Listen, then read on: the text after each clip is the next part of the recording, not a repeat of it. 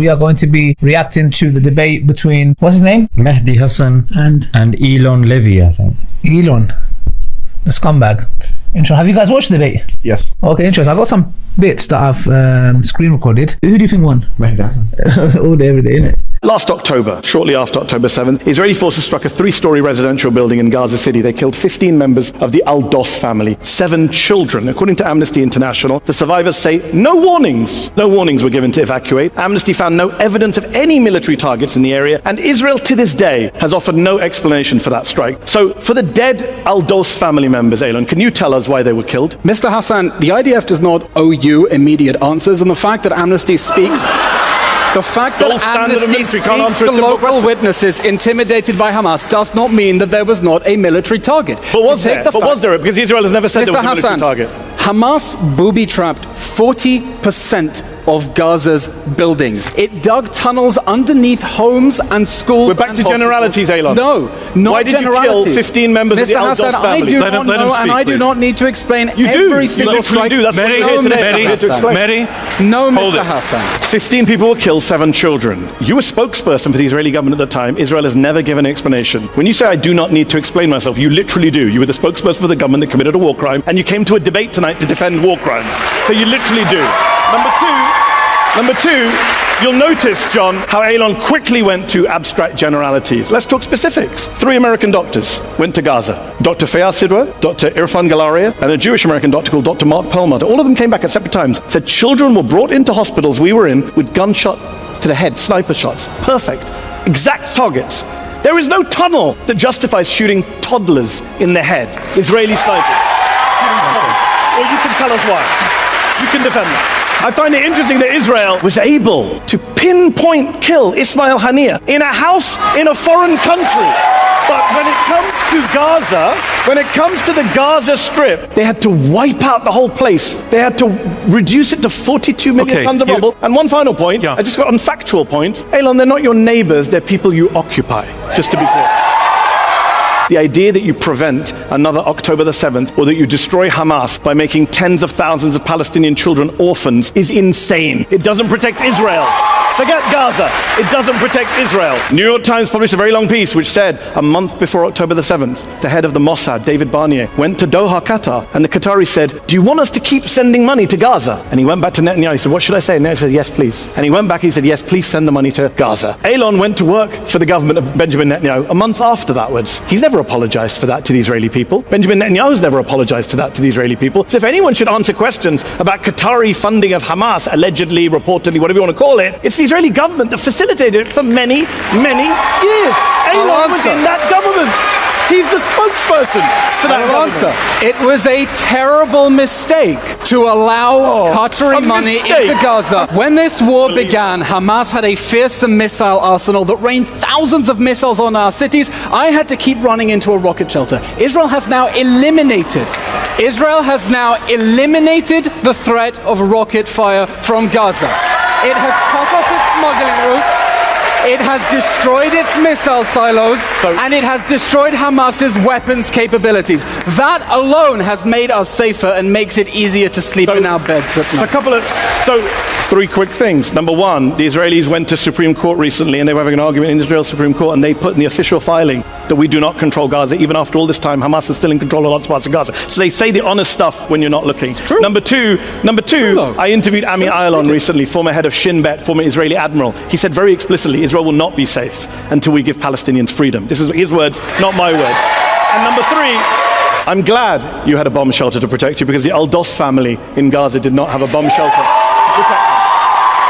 Israel is fighting to put the military pressure on Hamas to release the hostages, but Hamas doesn't want to release the hostages. And the reason it doesn't want to release the hostages is that it knows that the longer this war goes on and the more suffering it generates among its own people in Gaza, the more it advances its own goal of isolating Israel. And Mr. Hassan, it pains me that you do not seem to realize the role that you play within Hamas's strategy when you deflect blame onto Israel, never demand any accountability, never demand any accountability from the Hamas regime. When you know that Hamas's goal is to maximize suffering, you give it a reason to drag on this war. If you want it to let the hostages go, you should tell of all the nonsense to you've said pressure tonight, Hamas to free the hostages. of all the demonstrably untrue things you've said tonight, this is the big one. So apparently, if you want a deal to end the war, you're enabling Hamas's strategy. No. That's what you just said. No, I'm enabling Hamas's strategy. So, but you have systematically undermined every leverage Israel has to free the hostages. You know who's undermining? Stop pretending Can I answer you care the question? about the hostages. Of the two of us, hold on. Of the two of us, whose strategy has released more hostages, mine or yours? Because I supported a ceasefire, and we got. Hold on. Our strategy. We got it. He's trying to occupy the debate. Your strategy is to give cover for Hamas's war crimes. Let him finish, please. Over 100 hostages were released last November in the pause, in the ceasefire deal. A lot of Israelis wanted that to continue. Hostages' families wanted that to continue. Yes. Can I finish my answer? Netanyahu said no. In fact, I interviewed Zahiro Moore, whose uncle Avraham Munda was horribly killed in Gaza. Zahiro Moore, by the way, was arrested today. He's been arrested and attacked by the Israeli government that Eylon served in multiple times. He said to me, Netanyahu and the government that Eylon was part of, always choose the wrong way. Ever since October the 8th, everything they do is directed at not getting the hostages back. That is the plain truth. That is the nephew of a hostage. They don't want you to hear about the hostages. Eylon and people like Eylon use the hostages as political pawns. The hostages' families are standing on the streets of Tel Aviv opposing the Netanyahu government, calling for a ceasefire, calling for a deal. They don't like Eylon Levy. They don't support Eylon. Mr. Hasan, how many hostage rallies have you spoken at? How many hostages' mothers have you embraced and hugged them and told them, I will here for you, whatever you need? I was at Central Park. I was at Central Park last Sunday at the rally for the hostages. You were not. Mr. Hasan, if you really care about the hostages, let me ask you, I have a spare hostage pin here. If you want to show them you care, you're welcome to put it on the All right, this is fantastic. Let's go. So, put it on. Show them you care. Show them you care. I am in daily contact with the hostage families. I tell them I will do whatever it takes to help you get your kids home. Show them you care and stop trying to exploit the suffering. Eylon, allow him to respond. You've got your bit of stagecraft. So please take it. Let's be clear. You saw the very performative outrage there from Eylon there. To be clear, don't you lecture me about hostages when your government has killed more hostages than it has rescued. That's on you. That's on you. That is on Hamas. That is on Hamas. Let me answer this. All right. I need to finish this point. I'm going to let you finish this point, and then we're moving on. I will happily support this pin because I support the release of all the hostages and let me finish. And I support the release of thousands of Palestinian detainees being raped and tortured and children. Do you support that? Let's wear it together. Do you support the release? Do you support the release of Palestinians? I do not support the release of terrorists. Of Palestinian children? Do you support the release of Palestinian children? Mr. Hasan, anyone who is... Let's get some space here. He can't answer the question. Mr. Hasan, he won't get on the hostage. I support the release of all innocent people. Mehdi? Doesn't. He should have told him, when he's grabbing onto him, he's like, don't touch me. Yeah. Why is he grabbing onto him? Yeah. Right when he drops the bombshell right at the end, that are you going to support the release of the thousands of detainees? He goes, He didn't even condemn the... Don't get too close. Yeah, he didn't even condemn the rape. Before I came on stage, Gershon Baskin, who is Israel's most famous hostage negotiator, he WhatsApped me and said he's got a deal, 3-week deal on the table with Hamas that Hamas has agreed to release all the hostages and end the war. He says it's with Netanyahu. The ball's in Netanyahu's court. So when he keeps going on about hostages, tell him to speak to his former boss to agree to a hostage. Gershon Baskin is the negotiator As for the United in whose States, deal to free Gilad Shalit, we released Yehia Sinwar. As for the United States, it is tragic to me as a citizen of the United Kingdom and the United States that my two countries have armed Israel as it carries out what the ICJ has called a plausible genocide, as it arms a prime minister who is wanted for war crimes. Mr. Hasan, the ICC chief prosecutor has called for the arrest of Yoav Gallant and Benjamin Netanyahu. The American government should not be arming a man wanted for war crimes, and Eylon Levy should have began his speech tonight apologizing for working for a man who is wanted for war crimes by the ICC chief prosecutor. You want to convince the people of Gaza that terrorism is a dead end, then stop inflicting terrorism on them. Israel withdrew from the Gaza Strip in 2005 and never wanted to go back. It gave them Gaza. They had the option to turn it into Singapore. They chose to turn it into Mosul. They could have had a thriving state in Gaza after Israel pulled out and Jewish organizations paid to donate the greenhouses. Instead, they chose to rig Gaza for war. Simple answer is, of course, Israel did not pull out of Gaza. As the ICJ has pointed out just recently, Gaza is occupied territory. Let me put it very simply to you. What Eylon doesn't tell you is when they pulled out, they kept control of Gaza's land borders, not with Egypt. Not with Egypt. With Of course Egypt, we controlled the Israel borders. and Egypt We're on the other side kept of the land it. borders. Have you noticed? Let him should answer speak, without an please. interruption. The land borders, the sea waters, the air, and wait for it. And the population registry. If you're born in Gaza, you have to be registered with the Israelis. If you were born in New York and your birth had to be registered with a foreign country, would you say you were occupied or not occupied? Would you say you're a free people or an unfree people? It's an absolute lie. The occupation never ended. The ICJ literally, the other day, said Gaza is occupied. But Eylon and I went to the same university. We did the same degree. He didn't do law. He's not a lawyer. The ICJ says Gaza is occupied. It's over. The debate's over. You've lost that one. Cindy McCain is the head of the World Food Programme. She is the widow of the most pro-Israeli senator of my lifetime, John McCain. She has accused Israel of blocking aid trucks, killing aid workers, starving children. Cindy McCain is not UNRWA or Hamas. Was Israel justified in carrying out one of the most intense civilian punishment campaigns in history, according to Dr. Robert Pape at the University of Chicago, dropping 500-pound bombs, 1,000-pound bombs, 2,000-pound bombs on schools, hospitals, universities, bookstores, libraries, mosques, churches, refugee camps, apartment buildings, cemeteries, destroying a higher percentage of buildings in northern Gaza than the Allies destroyed in Dresden during World War II, reducing Gaza to 42 million tons of rubble while they got people out of the way? How is that justified? Dropping a bomb, for example, on a 6-story apartment building in central Gaza last October, killing more than 100 people inside, including more than 50 children, with no Hamas target in sight, according to Human Rights Watch, with no explanation offered by the Israeli military. Even till today, was that justified, Eylon? Was Israel justified in telling people to go to safe zones and then bombing them and killing them in those safe zones? According to NBC, there were 7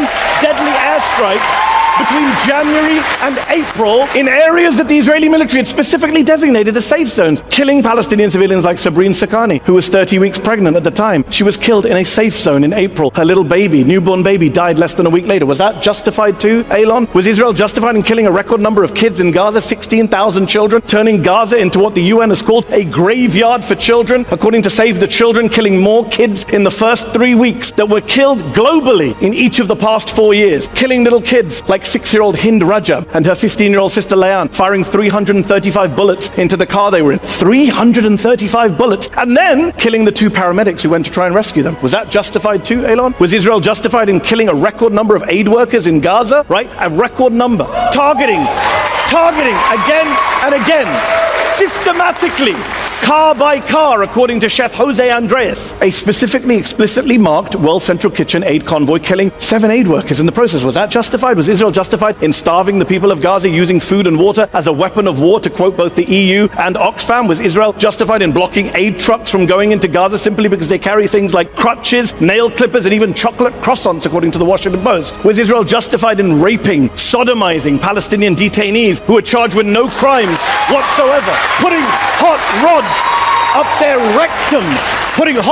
their rectums, amputating their limbs, according to CNN and the New York Times? Was that rape and torture justified, Eylon? Israel, according to the ICC chief prosecutor, who put out a statement calling for the arrest of Eylon's former boss, Benjamin Netanyahu, said that Israel may have military goals, legitimate goals, but the way they're carried out, killing innocent people, starving people, is criminal, he said. Criminal, think about that. Eylon Levy is a former spokesperson for a man who the ICC chief prosecutor once arrested for war crimes. Eylon himself has produced a number of lies in service of those war crimes. He has a bunch of tweets still up tonight which say that babies were beheaded on October the 7th, babies were baked in ovens, babies were ripped from their mother's wombs. October 7th was bad enough, but Eylon had to exaggerate it for atrocity purposes. Those tweets are still up. Why would you trust anything this man says to you tonight? Look, he's here to gaslight you, to defend the indefensible, to excuse the inexcusable, to justify the unjustifiable, but you don't need to. Tonight you can choose to be on the side, not of cruelty, not of criminality, but on the side of the innocent people of Gaza who are being killed as we speak tonight, as we speak, by Eylon's former colleagues in the Israeli military on the orders of Eylon's former bosses in the Israeli government. What we've heard tonight is that nothing justifies October the 7th, but October the 7th justifies everything. Well, I'm here tonight to tell you, no, October the 7th does not justify everything. It does not justify the suffering in Gaza.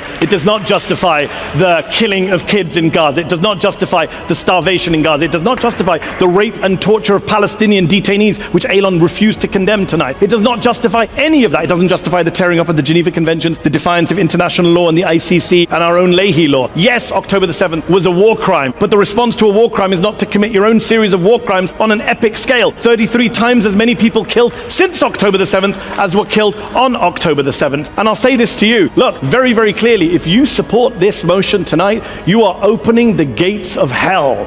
Not just in Gaza, but globally, because every dictator and tyrant around the world will say, Israel's actions were justified? Then so are mine. Putin, Assad, Kim, they'll all say, Israel killed kids. Israel killed aid workers. Israel killed journalists. So can we. And I will be very clear. I will be very clear with you tonight. If you are here tonight, ladies and gents, if you're here tonight to defend what Israel's done, knowing full well what Israel has done, if you're defending the human suffering in Gaza, the amputation of little kids, if you're doing that in full knowledge, then you're not just here to defend the indefensible or justify the unjustifiable. I'm sorry, you're a sociopath. And I will say to you,